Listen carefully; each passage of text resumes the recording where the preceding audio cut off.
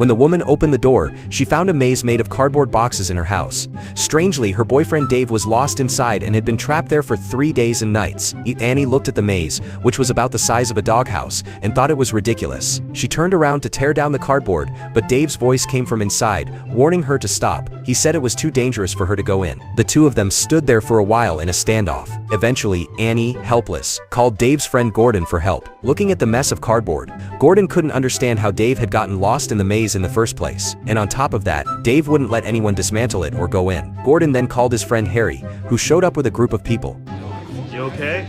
It turned out that Harry found Dave's behavior fascinating and wanted to film a documentary about it. Despite Dave's repeated warnings not to go inside, the group, filled with curiosity, insisted on exploring. The moment they stepped in, they were stunned. The world inside was unlike anything they had ever seen. They saw a button that clearly said, "Do not press it," but no one could resist. When they pressed it, the sound of a loud bang followed, and it really hurt. As they continued walking, they were amazed by a poker room that seemed like a work of art. Further ahead was a hallway filled with pianos, and everyone had a blast playing. Although Dave hadn't accomplished much, he clearly had a talent for designing this maze. And they came across a small room piled with scrap paper, and a large-faced monster was constantly spitting out paper debris. The group nearly got buried in the mess, but what was even more terrifying was that the paper cranes here could attack. In a panic, the group tried to escape, but the main door slowly closed, and it was too late to get out. At that moment, Annie noticed that the monster's mouth was an entrance. She struggled to pry it open, and everyone squeezed inside. Finally, they managed to escape to another room. But just then,